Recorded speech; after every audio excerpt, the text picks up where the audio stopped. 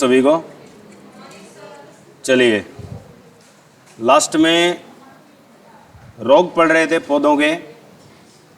मैंने आपसे कहा था 3 रोग अच्छे से याद रखना। बाजरे का नंबर 1, नंबर 2 याद रखना गन्ने का, और नंबर 3 याद रखना मूंगफली का। ये 3 रोग बिल्कुल नहीं भूलने। बाकी गेहूं का अगर कोई भी रोग आए तो निशानी पता चल जाती है, पीछे वर्ड क्या लिखा मिलेगा, ट्रीटी की, बस उससे फैसला हो जाता है। गन्ने वाला अच्छे से याद रखना। यही क्वेश्चन पूछा जाता है कि गन्ने का लाल सड़न रोग, red rot disease of sugar cane, या पूछा जाता है कि गन्ने के खेत से शराब की दुर्गंध किसके कारण आती है। वो रोग होता किससे है? फंगस।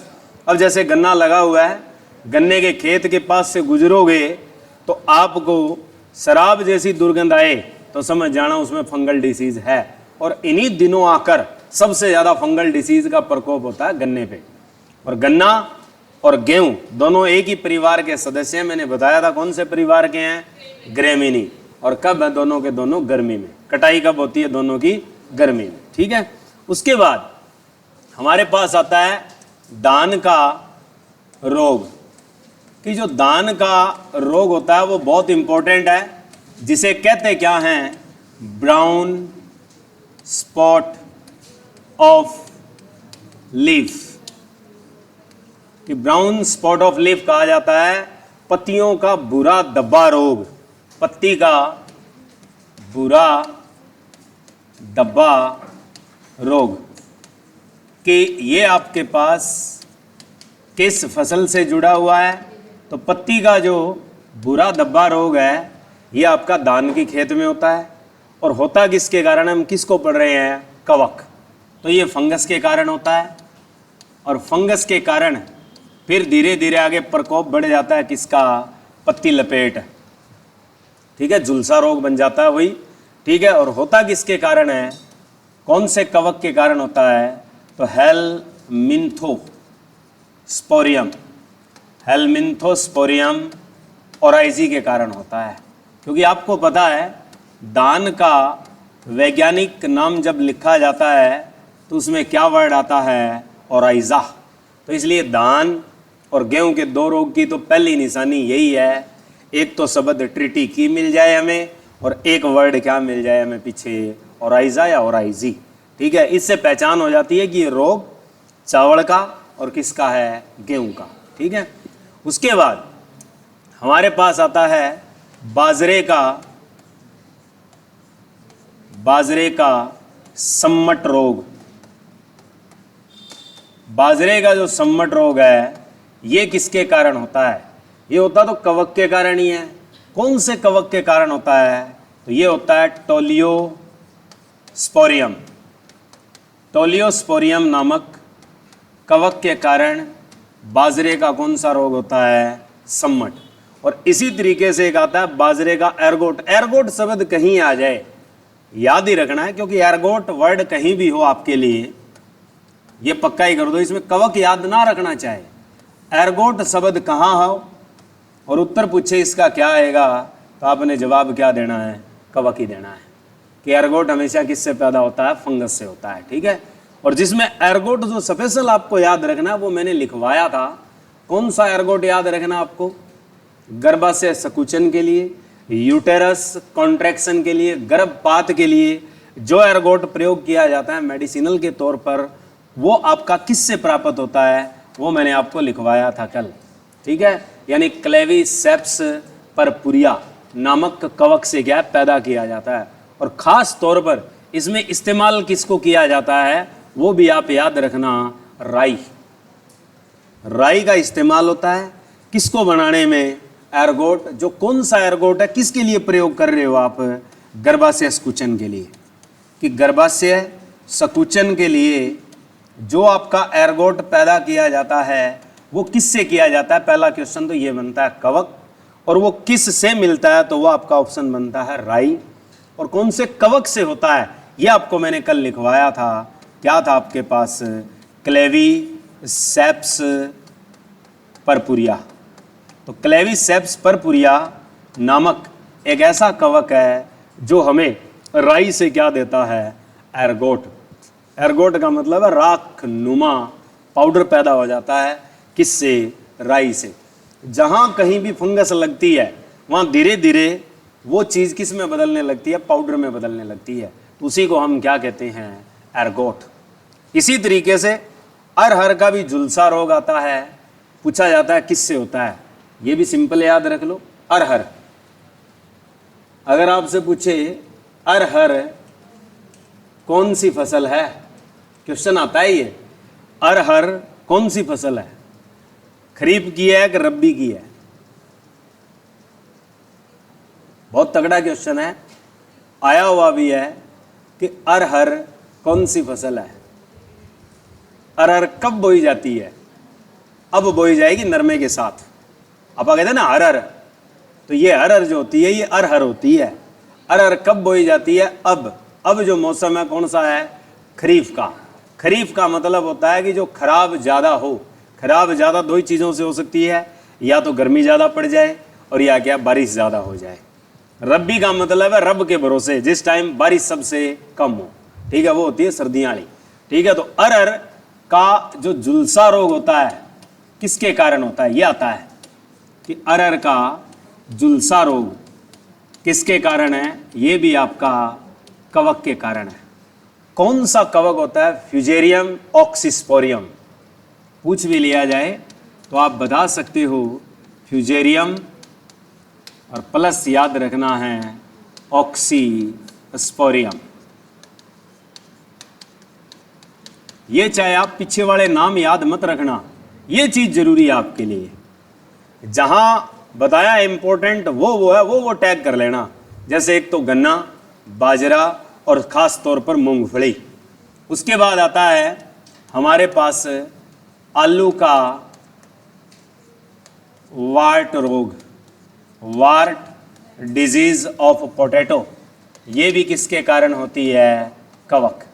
इसी तरह से आलू का उत्तर भावी अंगमारी रोग, आलू का जो उत्तर भावी अंगमारी रोग होता है इसे बोलते हैं late blight of potato.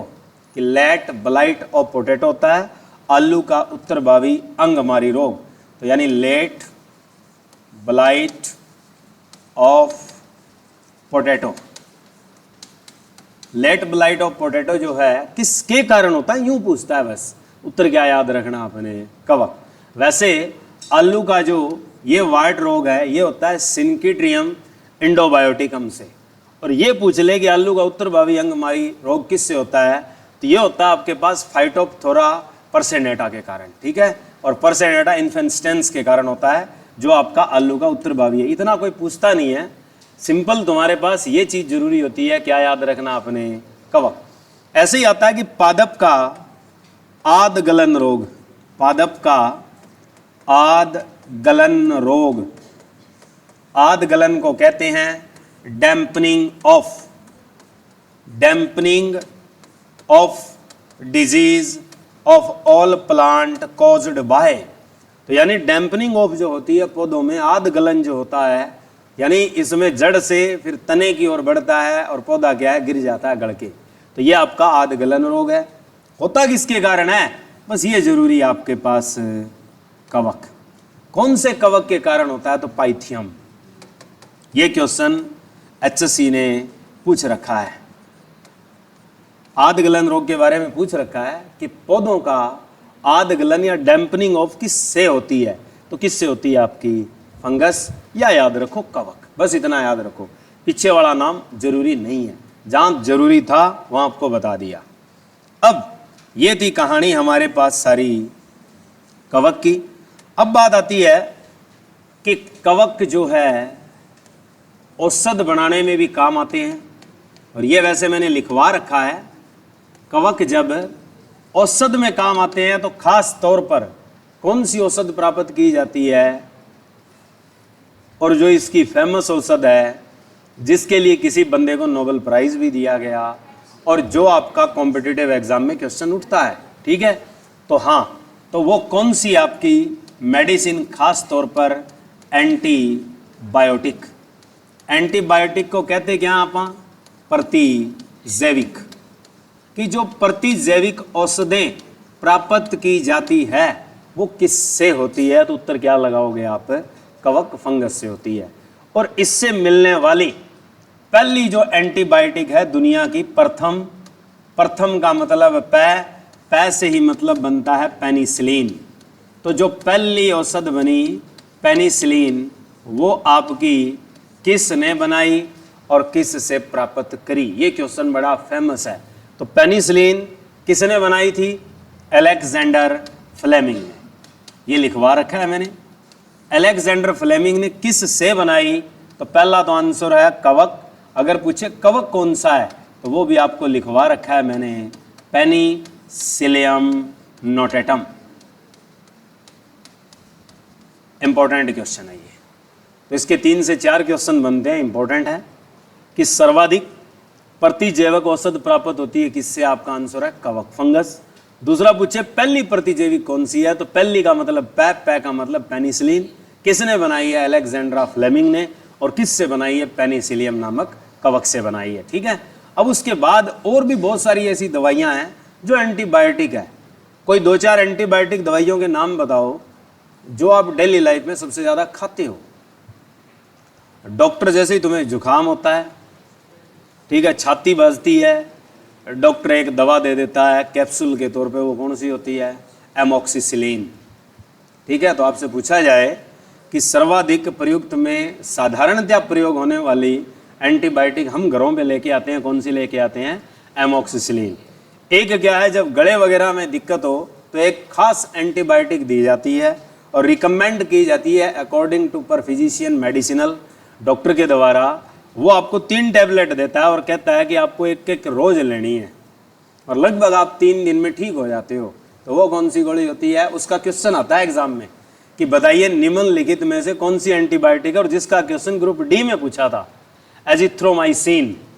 Question आया था ये कि एजिथ्रोमाइसिन निम्नलिखित में से कौन सी प्रतिजैविक है, ऑप्शन था उसमें कौन सा, एजिथ्रोमाइसिन। तो ये सबसे ज़्यादा दी जाती है। उसके अलावा आप पौधों के ऊपर भी क्या छिड़काव करते हैं। जब कभी देखा होगा नरमे की फसल और बोच आ जाती है तो उसमें लस्सी में मिला के एक पुड़िया छिड़की जाती है, उसका नाम क्या है, टेट्रासाइक्लिन, और एक होता है स्ट्रेप्टोसाइक्लिन। ये मेडिसिन छिड़की जाती है, ये होती क्या आपकी एंटीबायोटिक। ऐसे ही क्या है और भी दवाइयाँ आती है, जैसे क्लोरोमाइसिटिन, रेमाइसिन, स्ट्रेप्टोसाइक्लिन, स्ट्रेप्टोमाइसिन, टेट्रामाइसिन, टेरामाइसिन। ये सारी की सारी क्या आपकी, जिनके पीछे शब्द सीन लिखा हुआ है और लीन लिखा हुआ है, ये सारी दवाइयाँ लगभग कौन सी होती है, प्रतिजैविक होती है। ठीक है। तो 2-4 लिख लेना। जैसे एक क्वेश्चन ये इंपॉर्टेंट है, क्लोरोमाइसिटिन सबसे इंपॉर्टेंट दवाई है ये, क्लोरोमाइसिटिन। और एक आती है इसी के साथ क्लोरिम्फेनिकोल। याद रखना क्लोरो पे 2 है, क्लोरिम्फेनिकोल,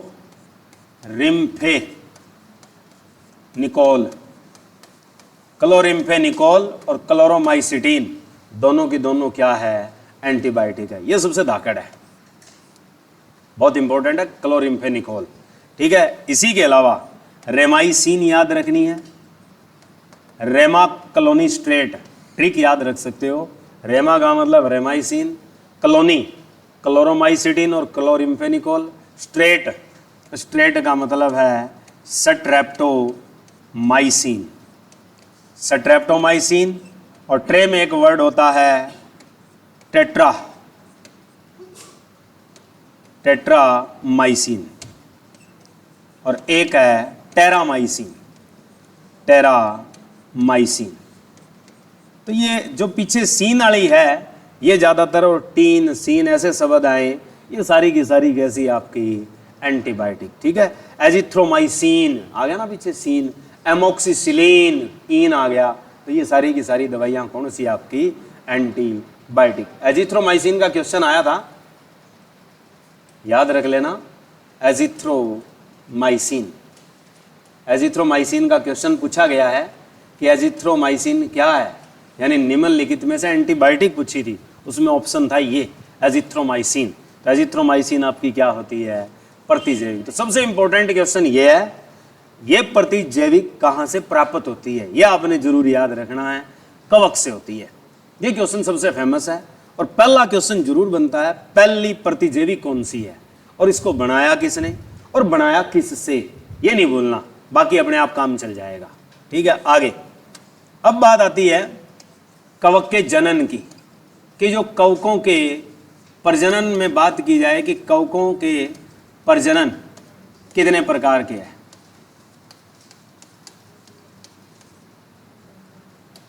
कवकों के जो प्रजनन हैं वो आपके कितने टाइप के हैं, वो आपके 3 प्रकार से लिखने हैं। मुख्य तो होते हैं, मुख्य शब्द आ जाए कभी भी देखो, मुख्यतया इसमें बड़ा अहम रोल होता है, यानी मोस्टली, ज्यादातर कैसा होता है, तो आपने शब्द लिखना है 2 प्रकार का। मुख्यतः शब्द कभी भी दे रखा हो तो आपने जनन बताना है कितने प्रकार का होता है, 2 ही होता है, एक होता है लैंगिक और दूसरा होता है अलैंगिक। ठीक है, ये शब्द याद रखने हैं आपने कि फर्स्ट विद सेक्सुअल लैंगिक और दूसरा होता है अलैंगिक। लैंगिक की पहली पीढ़ी या पहला चरण या फर्स्ट स्टेप क्या कहलाता है, ये क्वेश्चन एग्जाम में पूछा जाता है कि कवकों का जो लैंगिक जनन होता है, सेक्सुअल जो रिप्रोडक्शन होती है, उसका फर्स्ट स्टेप क्या होता है, यानी प्रथम चरण क्या कहलाता है, ये क्वेश्चन आता है, यह आपने याद रखना है। इसे बोलते हैं प्लाज्मोगेमी, इसको कहा जाता है क्या, प्लाज्मोगेमी। और अगर पूछे इसमें चरण कितने होते हैं कुल, तो 3 याद रखने हैं। पहला चरण है प्लाज्मोगेमी, बीच का चरण पूछे तो कैरियोगेमी, और लास्ट वाला पूछे तो आपका अर्धसूत्री कोशिका विभाजन, जिसे हम क्या कहते हैं, मियोसिस। ठीक है, तो ये क्वेश्चन ऐसे ही टैग करता है एग्जामिनर कि जो कवक में होने वाला लैंगिक जनन है उसका पहला चरण क्या है, ये हमें पता ही नहीं है, हमने ना कभी पढ़ा। ठीक है, तो इसलिए यही एग्जाम में टैग करता है, उसका उत्तर क्या है, प्लाज्मोगेमी। प्लाज्मोगेमी का मतलब है प्रोटोप्लाज्म का मिलना, कि कोशिका द्रव्य का जो प्रोटोप्लाज्म है उसका मिलना बिना केंद्रक के जुड़े। तो संयुग्मन किसका होता है, द्रव का होता है। ये दूसरा चरण क्या याद रखना अपने, कैरियोगेमी, दूसरे चरण को कहते हैं कैरियोगेमी। और तीसरा जो चरण होता है वो आपके पास क्या होता है, मियोसिस। मियोसिस को आप लोग क्या कह सकते हो, अर्धसूत्री विभाजन। अर्धसूत्री विभाजन में प्रत्येक कोशिका जो बनती है नई, उसके पास गुणसूत्र क्या आ जाते हैं, बराबर के। ये क्वेश्चन इसीलिए पूछा जाता है कि कौन से कोशिका विभाजन में गुणसूत्रों की संख्या सही से बांटी जाती है, तो वो कौन सा होता है आपका, मियोसिस। अगर क्वेश्चन ये भी आए कि जीवों के जनन में कौन सा कोशिका विभाजन मुख्य होता है, खास तौर पर जो आपके यूकैरियोट्स हैं, तो उनमें कौन सा होता है, मियोसिस। मनुष्य कौन से कोशिका विभाजन से पैदा होता है, उत्तर क्या याद रखना है, मियोसिस से पैदा होता है। ठीक है, अगर पूछ ले कि दूसरा कौन सा होता है, समसूत्री विभाजन, उसका अर्थ क्या होता है, वो कहाँ लगता है, ये भी इंपॉर्टेंट है। एक है सूत्री भी लिखवाया था अमीबा के जनन में तुम्हें, पैरामीशियम के जनन में, जहां कहीं भी विखंडन आए वहां कौन सा कोशिका विभाजन खास तौर पे आता है, वो आपने याद रखना, असूत्री, उसे बोलते हैं प्रत्यक्ष। और जो समसूत्री होता है, समसूत्री में सबसे अच्छा उदाहरण मानव शरीर की कोशिका है, कि जो आपके पास लगातार क्या होती रहती है, रीजनरेट, कि ऐसा कोशिका विभाजन जो मनुष्य के अंगक को रीजनरेट करने में काम आता है, तो वो कौन सा होता है, समसूत्री। जनन उत्तर आए तो क्या लगाना है, मियोसिस, यानी शुक्राणु का बनना और अंडाणु का बनना, sperm and ovum formation leading to which cell division, उत्तर क्या याद रखना है तुमने, मियोसिस याद रखना है। ठीक है, अलैंगिक में क्या है, 2 रूप बढ़ जाएंगे, जहां कहीं भी शब्द क्या है, विखंडन, विखंडन वाला, तो यही है। एक शब्द आएगा बीजाणु से, कि जो बीजाणु बनाते हैं।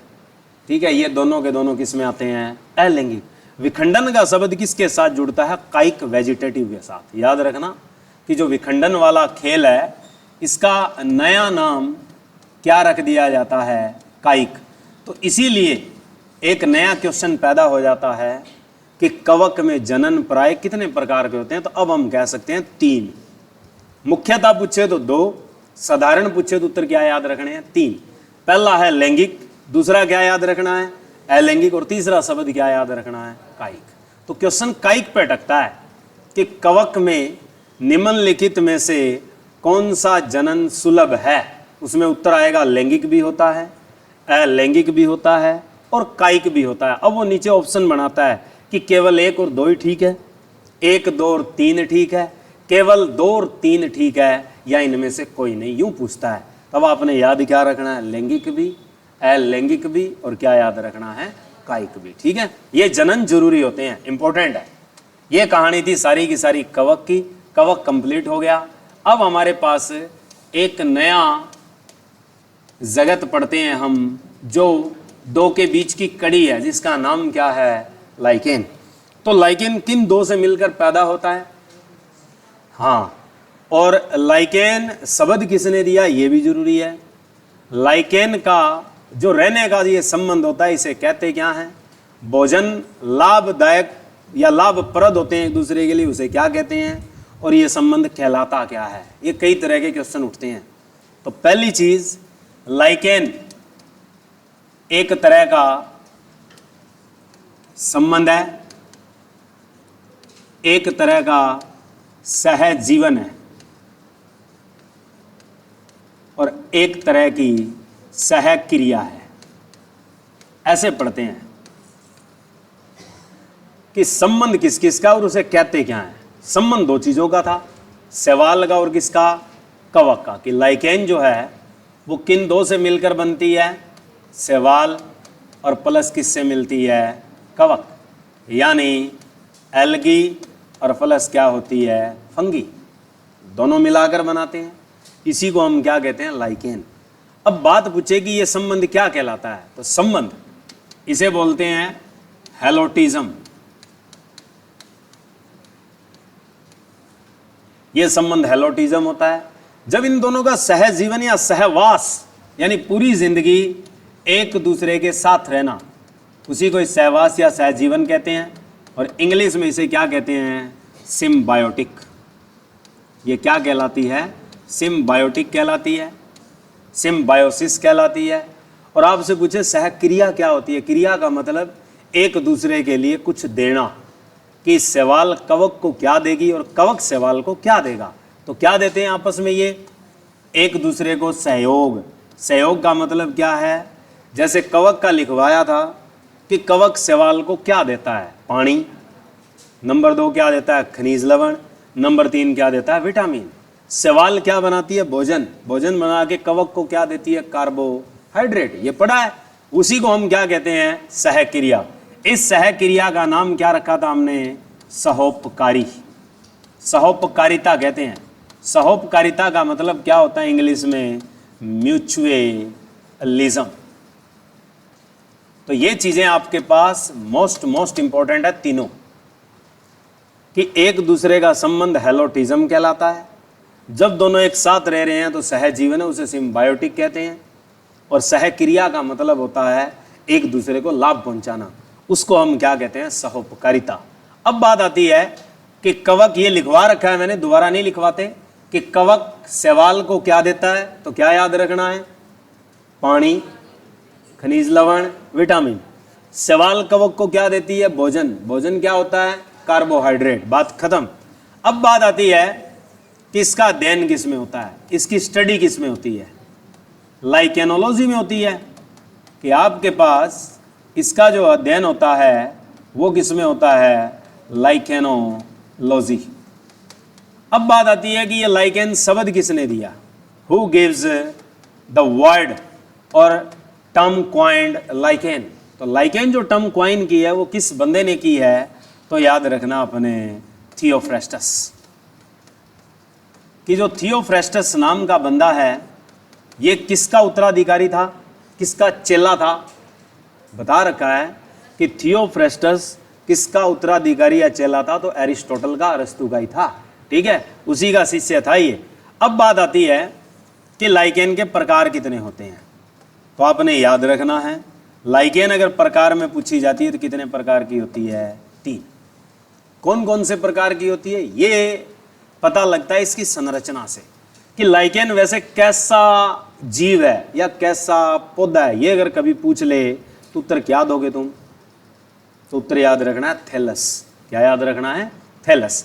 कि जो लाइकेन होती है वो एक प्रकार से क्या है? थैलस है। एक तरह की कड़ी है जो दो के बीच काम कर रही है, कवक के बीच और किसके बीच? शैवाल के बीच, दोनों जैसी काम करेगी। ठीक है, अब बात आती है तीन प्रकार कौन कौन से होते हैं। तो पहला जो प्रकार है इसका वो है क्रस्टोज। दूसरा जो प्रकार है वो कौन सा है? फेलियोज। और तीसरा जो प्रकार है वो आपके पास कौन सा है? वो है फ्रूटिकोज। ये तीन प्रकार की लाइकेन होती है। पता किससे चलता है इनका? पता चलता है इनकी संरचना से, थैलस से। क्वेश्चन आएगा कि एक ऐसी शैवाल जिसके पास थैलस चपटा और बड़ा होता है, जिसका आधार बड़ा होता है, आधार का मतलब चौड़ाई ज़्यादा होती है, तो वो होता है क्रस्टोज। इसमें क्वेश्चन आया है कि जिसका थैलस बड़ा आधार का हो, यानी जिसका बेस जो है थैलस का वो बड़ा हो, ऐसे छत्ते जैसा हो, तो उसको हम कहते हैं क्रस्टोज। दूसरा नंबर है फेलियोज। फेलियोज का मतलब क्या होता है? कि जिसके थैलस में पत्तियां उभरती हो, कि जिसके थैलस में पत्तियों की आकृति हो, उसे हम कौन सी लाइकेन कहते हैं? तो वो लाइकेन कौन सी होती है? आपकी फेलियोज। और ऐसी लाइकेन जिसके जन्नांग विकसित हो जाएं वो कौन सी होती है? आपकी फ्रूटिकोज। यही क्वेश्चन बनते हैं एग्जाम में कि जिसके जन्नांग और थैलस दोनों विकसित हों, जन्नांग भी और प्लस थैलस पूरी तरह से क्या हो? डेवलप्ड हो, वो आपके पास कौन सी लाइकेन होती है? फ्रूटिकोज। तो इनके यही क्वेश्चन बनते हैं कि whose thallus in shape and base be large, which be the crustose, and have the structure like be the leaves, उसे कहते हैं हम फेलियोज, and of reproductive organs and well developed thallus be the fruticose। कि जो पूरी तरह से विकसित लाइकेन होती है वो कौन सी होती है? ये आता है, तो वो कौन सी होती है? फ्रूटिकोज।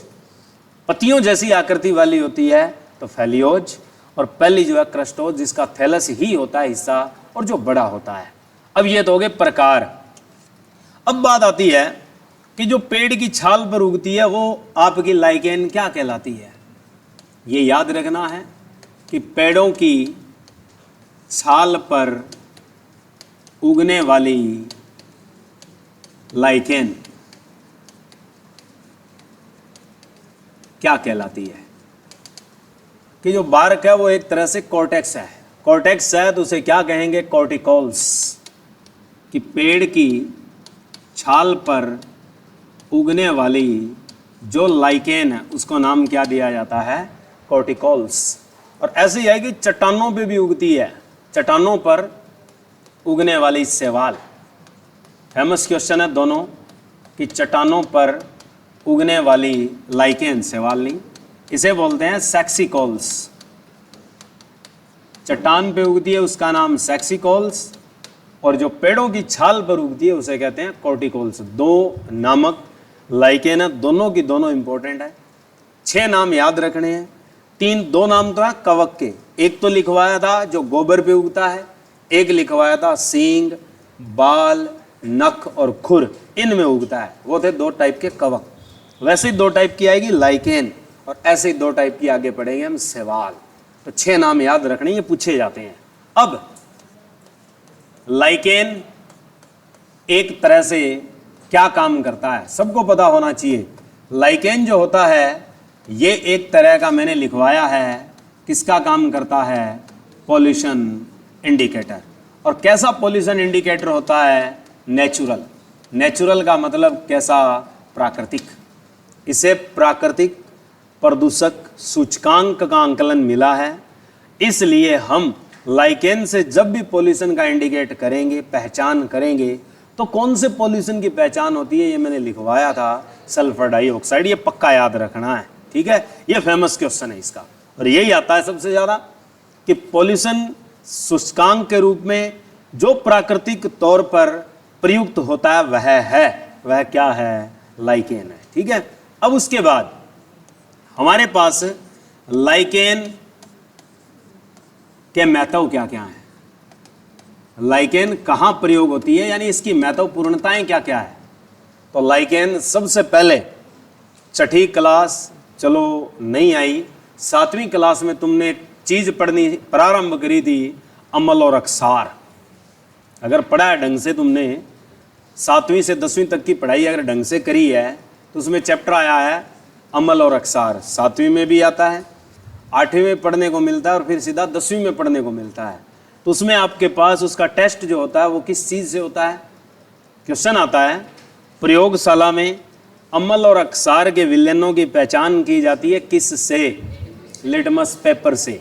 और वो लिटमस पेपर बनते किससे हैं? सारे के सारे लाइकेन से। तो यही क्वेश्चन आता है पहला कि प्रयोगशाला में प्रयुक्त, कि जो हमारी लेबोरेटरीज हैं प्रयोगशाला में प्रयुक्त लिटमस पेपर बनाए जाते हैं किससे? कि जो प्रयोगशाला में प्रयुक्त लिटमस पेपर होते हैं या आपके किससे बनाए जाते हैं? ये सारे के सारे किससे बनते हैं? लाइकेन। अब बात आती है कौन सी लाइकेन से बनते हैं ये। अब प्रयोग करना है हमने लाइक करवाने के लिए, तो कोई देवता रुष उड़ाओ तो हम कैसे लाइक करवाते हैं? देवता रुष उड़ाओ तो लेट कर ही करवाते हैं। तो रुष उड़े का मतलब क्या है? रोसेला। कि रोसेला नामक लाइकेन से क्या मिलता आपको? Litmus paper. रोसेला नामक लाइकेन से क्या बनाया जाता है? Litmus paper. दूसरा याद रखो, इंपॉर्टेंट है, अगर कोई पूछ ले लिटमस पेपर का वास्तविक रंग होता है। अब लिटमस पेपर की प्रकृति होती है, लिटमस पेपर कितने प्रकार के होते हैं? 2। कौन कौन से? लाल और नीला होता ना। तो अगर आपसे पूछे कि जो नीला लिटमस पेपर है उसकी प्रकृति कैसी होती है, यही क्वेश्चन आता है। क्योंकि नीला और लाल दो ही होते हैं, तो नीला किसके लिए प्रयोग होता है उससे उल्टा याद रखना है, लाल किसके लिए प्रयोग होता है उससे उल्टा याद रखना है। तो नीला किसके लिए याद? अमल के लिए। अमल नीले को क्या करता है? लाल। इसलिए नीला क्या है? अमल के लिए प्रयोग हो रहा है, तो उल्टा याद रखना है, अक्सारीय होती है। और अगर लाल पूछे तो किसके लिए प्रयोग कर रहे हो तुम? अक्सार के लिए, तो उसकी प्रकृति कैसी होती है? अम्लीय। लेकिन अगले ने पूछा लिटमस का जो वास्तविक रंग होता है वो क्या होता है? पेपर का याद नहीं रखना, लिटमस का याद रखना है आप। ठीक है, तो अकेले लिटमस का रंग पूछ ले तो आपने उत्तर क्या दे के आना है? पर्पल। ठीक है, बैंगनी। कि जो वास्तव में लिटमस सॉल्यूशन होता है उसका कलर कैसा होता है, तो आपने क्या याद रखना है? बैंगनी। लिटमस पेपर पे कभी भी क्वेश्चन आए, अगर पूछे कि नीले रंग के लिटमस पत्थर का वास्तव में प्रकृति कैसी होती है, तो वो अक्सारीय होता है। और अगर पूछे लाल लिटमस पेपर की या पत्थर की प्रकृति कैसी होती है, तो वो कैसा होता है? अम्लीय है। तो वो खुद अम्ल और अक्सार हैं। लेकिन अगर पूछे लिटमस का खुद का वास्तविक रंग कैसा होता है, तो उत्तर क्या याद रखना है? बैंगनी। अब बात आती है कि नीले रंग बनाने में, नीले रंग को बनाने वाले लाइकेन। अब आप लोग नीले रंग के बारे में अगर पढ़ते हो, गुलाल जैसे आते हैं, कहते हैं ना नेचुरल चीजें हैं, तो ये नेचुरल चीजें रंग वाली कहां से मिलती है? हमें ज्यादातर है लाइकेन से मिलती है। तो अब क्वेश्चन आता है नीले रंग को बनाने वाले लाइकेन कौन से होते हैं? ठीक है, तो इसके लिए 2 लाइकेन इंपॉर्टेंट है। एक आपने याद रखनी है ऑर्चिल, कि बोले अरे चल नीले आसमान की ओर, क्योंकि ऊंचाइयां छू गए तो लोग क्या है तुम्हारे नाम की क्या है वाहवाकार करेंगे।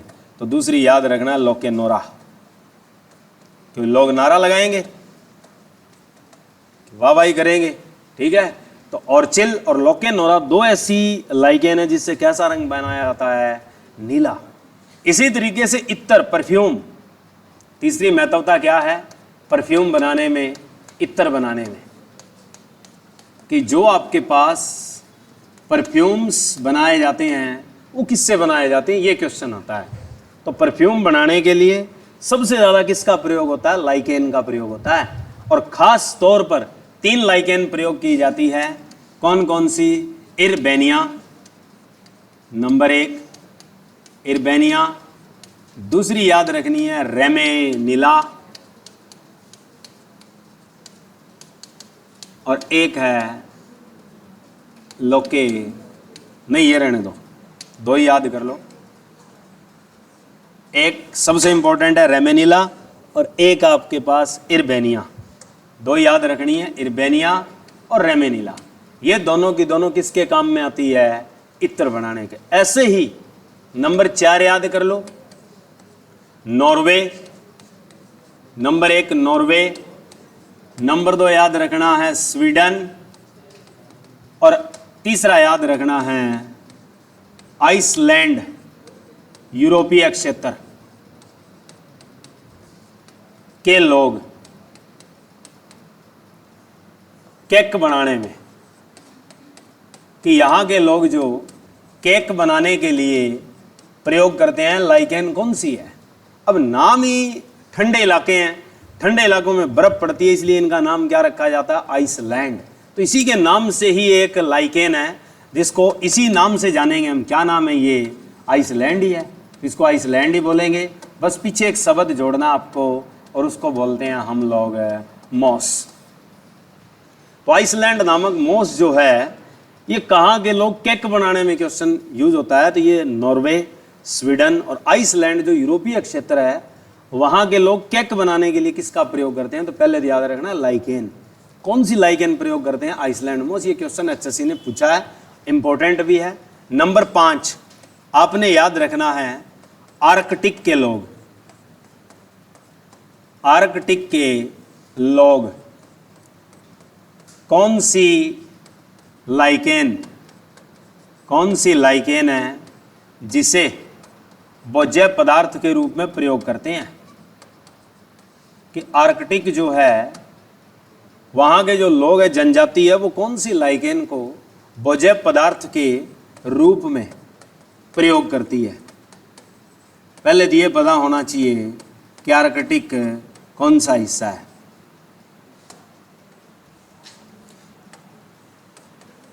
मैंने जब चुंबकीय क्षेत्र पढ़ाया था उस टाइम आर्कटिक के बारे में और अंटार्कटिक के बारे में बताया था, अगर आपको याद हो तो। ठीक है, आर्कटिक क्षेत्र कौन सा होता है? धरती का कौन सा गोलार्ध आर्कटिक की ओर है, कौन सा गोलार्ध अंटार्कटिक? तो नॉर्थ पोल। ठीक है, नॉर्थ पोल में यानी किसके बारे में पढ़ रहे हो तुम? ग्रीनलैंड। ग्रीनलैंड के जो आइसबर्ग्स हैं, वहां पे एक बग्गी को चलाने के लिए एक पशु का इस्तेमाल होता है, उसका नाम क्या है? 5वीं क्लास में पढ़ाया जाता है, रेंडियर। तो उसी के नाम पे उत्तर आएगा इसका, रेंडियर मॉस। कि रेंडियर मॉस नामक लाइकेन का प्रयोग कहाँ के लोग करते हैं? आर्कटिक के लोग। इसी का ही नाम दूसरा क्या आता है? कैलेडोनिया। इंपॉर्टेंट क्वेश्चन है, रेंडियर मॉस या कैलेडोनिया नामक लाइकेन का प्रयोग कहाँ के लोग करते हैं? तो आर्कटिक के लोग करते हैं। उसके बाद नंबर 6 जापानी लोग किसका प्रयोग करते हैं और भारत वाले किसका करते हैं? भारत की कौन सी ऐसी लाइकेन है जिसका प्रयोग कड़ी या सालन बनाने में किया जाता है?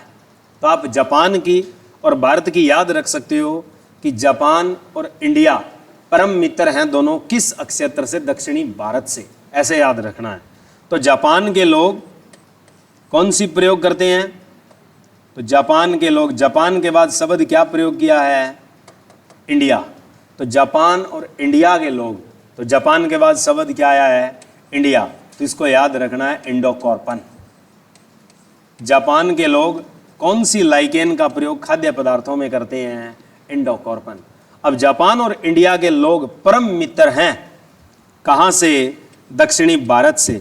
तो आपने शब्द जोड़ना है दक्षिण भारत के लोग, यानी साउथर्न इंडिया के जो लोग हैं वो आपके पास कौन सी लाइकेन का प्रयोग सालन बनाने में करते हैं?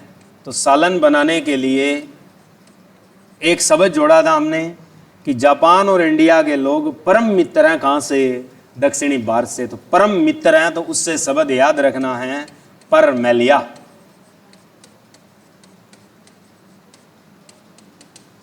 तो परमेलिया नामक लाइकेन कहाँ के लोग प्रयोग करते हैं? इंडिया के। कहाँ के? दक्षिणी भारत के। किस में करते हैं? सालन कड़ी बनाने में।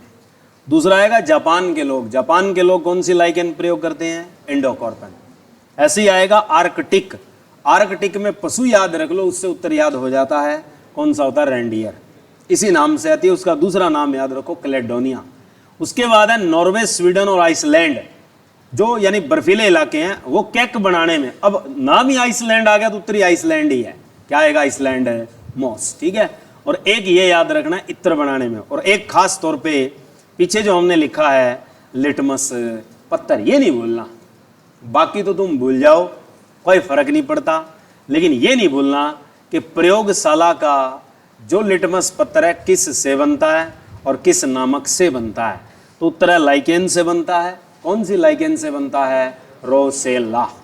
ये नहीं भूलना, ठीक है। बाकी चाहे भूल जाओ, कोई फर्क नहीं पड़ना, ठीक है। उसके बाद क्वेश्चन आता है कि मिर्गी की औषध बनाने में, मिर्गी की जो औषध बनाने में कौन सी लाइकेन प्रयोग होती है? भी आदमी मर गया तो परमात्मा से मिलेगा और वहां जाके सेट हो लेगा, कहेगा मैं दोबारा इस दुनिया में नहीं जाना चाहता, ठीक है। तो मिर्गी है, मर गया, किसके पास जाएगा? परमात्मा के पास। तो परमेलिया, परमात्मा से मिल लिया तो परमेलिया।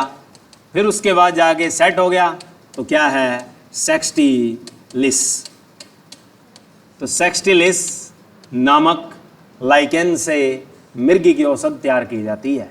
तो पूरा नाम है परमेलिया सेक्सटिलिस। नामक किस काम में आती है? तो एपिलेप्सी के काम आती है। तो एपिलेप्सी की जो औषध बनाई जाती है वो किस नामक लाइकेन से बनती है? ये क्वेश्चन सबसे धाकड़ है, बहुत आता है ये। तो इसका नाम क्या है? परमेलिया सेक्सटिलिस।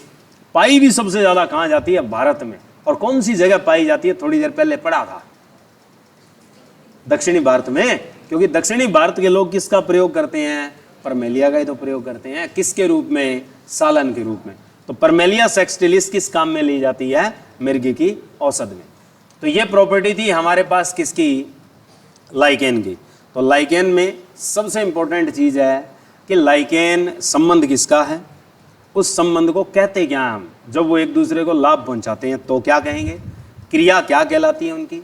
और रहने का जो वास है वो आपस में क्या कहलाता है, ठीक है। उसके बाद पूछा जाता है कि दोनों में कौन किसको क्या देता है। कि लाइकेन जब बनती है तो कवक शैवाल को क्या देता है, शैवाल कवक को क्या देती है, किसके रूप में प्रयोग की जाती है। सबसे इंपॉर्टेंट नेचुरली पूछता है। नेचुरली किसका काम करती है लाइकेन? पॉल्यूशन इंडिकेटर का। किसका पहचान करती है? Sulphur dioxide. ये कभी नहीं भूलना। उसके बाद लाइकेन में टैग लगते हैं कि कौन सी लाइकेन कहाँ किस काम में ली जाती है, ये इंपॉर्टेंट है। उसमें याद रखना है, मोस्ट इंपॉर्टेंट क्वेश्चन है लिटमस पत्थर। एक तो ये नहीं भूलना और एक लास्ट वाला नहीं भूलना, मिर्गी की दवाई। कि एपिलेप्सी की जो मेडिसिन बनाई जाती है वो किससे बनाई जाती है? परमेलिया सेक्सटिलिस से बनाई जाती है, ठीक है। और एक प्रकार है 3, वो नहीं भूलने।